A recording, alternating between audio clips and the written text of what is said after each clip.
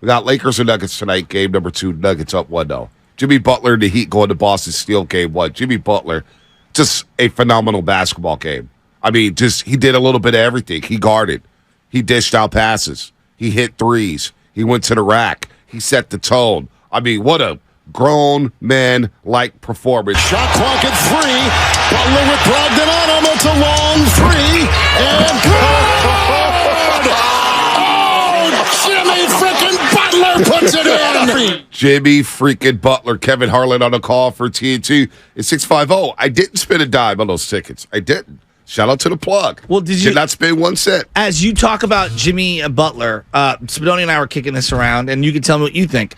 There are certain players that in the regular season are really good, and then come playoff time, they're nowhere close. 16-game players. Right? 16-game players, what we call them. Well, no, I was going to say the reverse, like Kirk Cousins. He's really good during the regular season, but does anyone trust him in the playoffs? He's not a playoff performer. Exactly.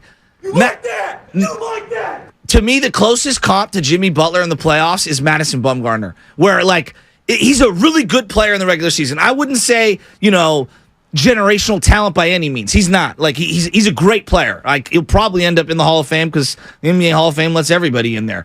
But come playoff time, he becomes something totally different than what he is in the regular season. Like, he elevates it to a level where you're like, oh, maybe he is one of those generational players just based off the playoffs. No, he's legit. I love Jimmy Butler. Love Jimmy Buckets and what he's about. And I know Philadelphia Sixer fans are kicking themselves. They are so irate that they left, that Jimmy Butler walked, and they re-signed Tobias Harris, and they stuck with Ben Simmons. Now look at you. But the biggest news around here as we start the Warriors offseason. The Celtics going big? The Warriors offseason, Shasky, not the Celtics going big. The Warriors offseason. And it's in full swing. And we've gone over what's happened. Draymond Green, Steve Kerr admitting that, the incident in the preseason affected the season. Well, has it affected Bob Myers? That's been lingering on top of everything else. And we know Bob Myers' contract runs out at the end of June 30th.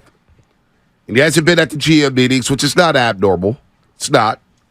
However, Charania and Anthony Slater late last night, the Warriors are president of basketball operations. Bob Myers are bracing for the likelihood that Myers could walk away from the franchise. They've had no substantial contract extension talks in months. They haven't even talked. So basically the ball has been in Bob Myers' court. He's got offered a few different contracts. Maybe Bob Myers wants to walk away. Maybe he wants a year off. Maybe he wants the Clippers job because according to Wojnarowski of ESPN, LA Clippers GM Michael Winger interviewed to become the Washington Wizards head of basketball operations. He's the second candidate to meet with Washington, along with New Orleans GM Trajan Langdon. So if the Clippers job opens up, and we know Jerry West is still down there, and we know Bob Myers has ties to LA from his college days, family stuff, the Clippers job could become open. And it's an attractive job because they're probably looking to clean house in the front office. They have a coaching change, and they have to figure out what they want to do with Kawhi Leonard and Paul George moving forward. Do they want to go all in with those guys who don't play every single game in the regular season, who are hurt in the playoffs? So that's a very interesting deal. We know Ballmer will have a bag. Ballmer's the richest owner in the NBA.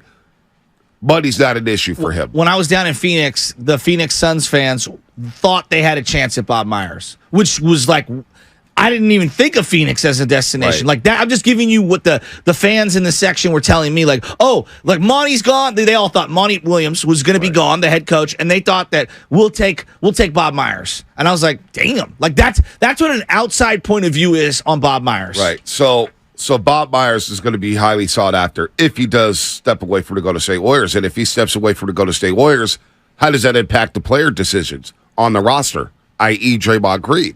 He has a very tight relationship with Bob Myers. Said if Bob Myers left, he'd have to make a decision. Would he opt out if Bob Myers walked out? How would Steph Curry feel about it? How would, Klay Thompson feel about it?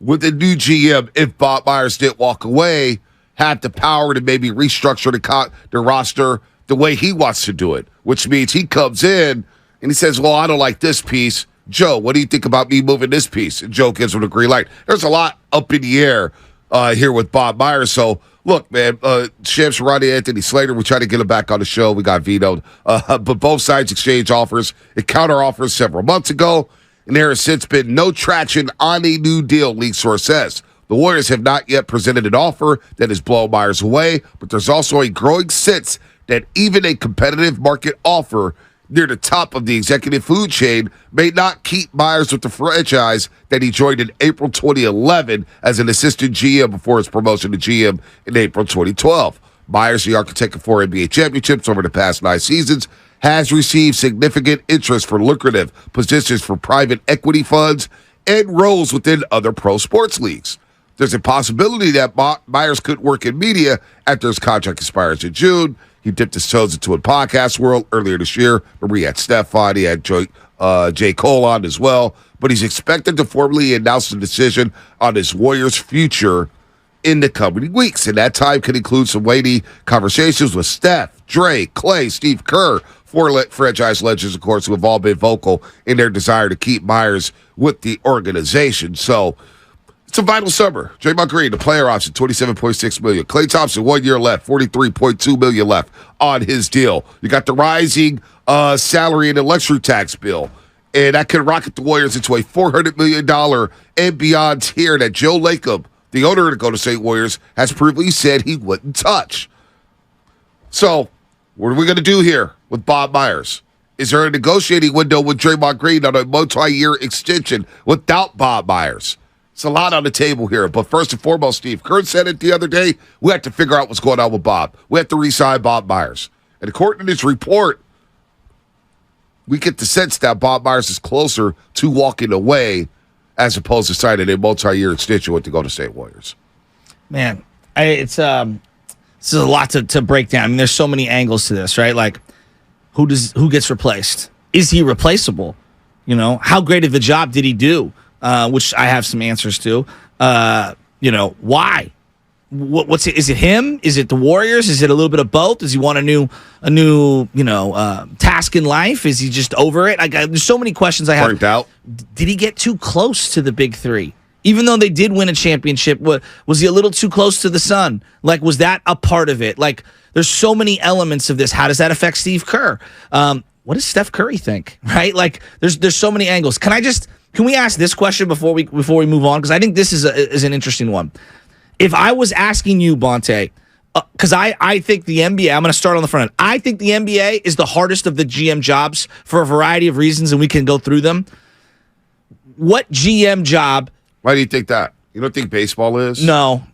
With all the minor league stuff and arbitration. It's a 25-man team. There's a lot of flexibility in terms of financial resources. Football? If you're one of those teams, when I look at the NBA, I find it to be the most difficult because you have essentially 12 slots. You have a salary cap. You only have so many draft picks because there's 2 rounds of draft picks. You only have too many two-way players. If you sign one bad contract, it can decimate your roster. If you have a bad draft class, you're awful for a couple of years. I feel like the NBA owner, unlike maybe Major League Baseball, is less patient. Yep. I feel like the NBA superstar has more power, so there's more pressure on you. I think the NBA GM job is the most difficult. I really do. I think it's so hard. I mean, Bonte, I'm looking at it right here. I just Googled, who are the top GMs all time, okay?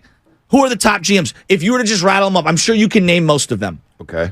In the just NBA. Basketball? Basketball. Top GMs all time? Yeah. In Jerry no West. order. Jerry West. Jerry West Red is one, Auerbach, absolutely. Red Auerbach. Red Auerbach is absolutely. Jerry Krause. Very good. Holt Jr. for the San Antonio Spurs. They put R.C. Buford. R.C. Buford. Holt is the owner. Yeah, R.C. Buford, the GM. Yes. Who else you got? You got the Lakers, of course. Mitch Kupchak. Yes, I put Pat Riley in that. Pat Riley's mix. in that conversation. You know what I mean? As well. For a variety. And then Bob Myers is there. I don't know if he's at the same echelon as some of these other guys, because some of these guys have 20 years, 30 years. But just go around in the league and look who has a championship. Yeah. And then go around and see who has multiple championships. We're talking about a very, very exclusive list. Very small room. And people could say what they want. Like, I put it out last night. Will you be sad that Bob Myers leaves? Not is he replaceable, not did he do a great job, just will you be sad? I was blown away how many responses were, Bob didn't do a whole lot, and I'm paraphrasing. Bob didn't do a whole lot. Jerry West was the one who did everything. And I'm like, I'm not diminishing Jerry West's impact, and I'm sure he was a consigliere on many things. But really, we're going to diminish Bob Riley's Hey, can impact? somebody give Bob some credit? That's really what we're going to do? Like, I was a little surprised. I mean, this guy he's an all-time GM why in were Bay you Area surprised? history. Because last season, around the trade deadline when the Warriors didn't do much, it was get Bob the hell out of town. It was Bob Myers is overrated. Before the championship. During the trade deadline of the championship year. Yeah. Not to mention the season before when they lost in the play-in. Yeah. Bob Myers and company kept Kelly Kelly Oubre Jr. Oubre. They didn't trade him away when they should have. Yeah. Bob Myers is getting rent. But, so I wouldn't focus on Twitter. No, because, but again, that's like 5% of everything. I think a real fan knows the relationship that Bob Myers helped cultivate with the big three, right? With the stars. Bringing in a Kevin Durant. Yeah, Jerry West had something to do with it. Yeah, Steph Curry had something to do with it. Not diminishing Bob that. Myers did too. Yeah. Bob Myers' relationship still has a relationship with Kevin Durant. They still have a relationship. That's how tight Bob Myers is. And he kind of like ushered that new era of agent turning into a GM. Rob Pelinka, think about him. He was an agent. Kobe's agent. Iguodala's agent. Turned GM, and now he's doing a great job. Bob was one of the first to do that, right? One of the first to turn into a GM after becoming a player agent. Hell, he was Darrell Wright's agent. He was Darrell Wright's agent. He gave Darrell Wright the assist to say, hey, why don't you try TV? I think you'd be good at it. Darrell's gotten better and better. So Bob Myers, when people say, well, he hasn't done much. Well, Klay Thompson's gotten better under his watch, as well as Steve Kerr. You get Kevin Durant here. You take Looney and pull late first-round picks. Late first-round picks are hard to turn into good basketball players in the NBA. It is hard. Well, it's worked out for him. Those two picks worked out for him. You can also argue Patrick McCaw buying the second-round pick. I mean, he had a good rookie season. He was starting in the finals. He wasn't starting. No, as a third-year player, but I'm just B. But as a rookie, he saw minutes. As a rookie, he saw important minutes in Game 5 in the clinching game in Oakland, California.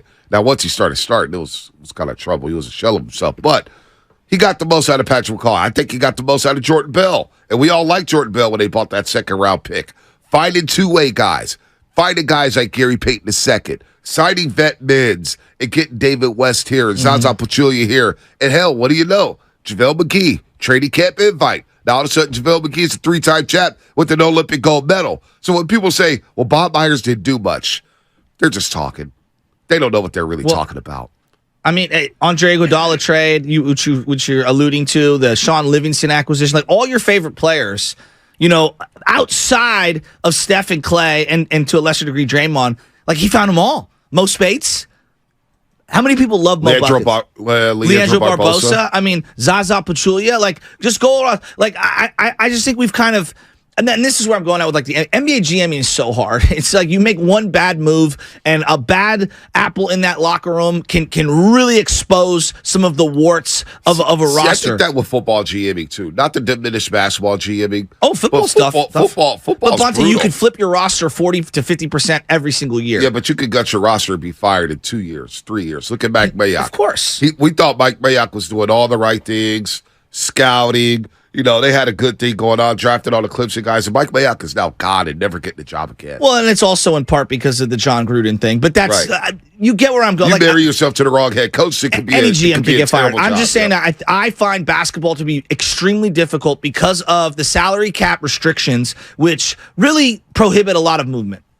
Yep. So, Bob Myers, what do you guys think about the report? Can the Warriors move on without Bob Myers? Well, what are you looking for also in a GM, Bonte, that you would look to replace him? Like, to me, I would want to know, like, what is his philosophy as a GM? Well, my question to London last night was, if you do bring in a new GM, and if you have a new GM, and it could be Mike Dunleavy Jr., it could be anybody. Well, do you want someone from the outside? What do you want that GM to do? What do you want that new GM to do if Bob walks away? What is the first move he needs to make on his roster? Is it flip Jordan Poole? Is it have Draymond Green opt out, move on? Is it move Klay Thompson? What is that new, because that first move the GM has to make, this is a sticky situation. You have to appease Stephen Curry. You have to work with Steve Kerr. What if the new GM wants a new coach? You know what I'm saying? We're getting late in the process here. Now, there's some good candidates out there, but you don't want to mess around with this in the offseason. What would that new GM have to do? Well, let's answer it on the other side, because there's a lot that I was thinking about as you were bringing that up. All right.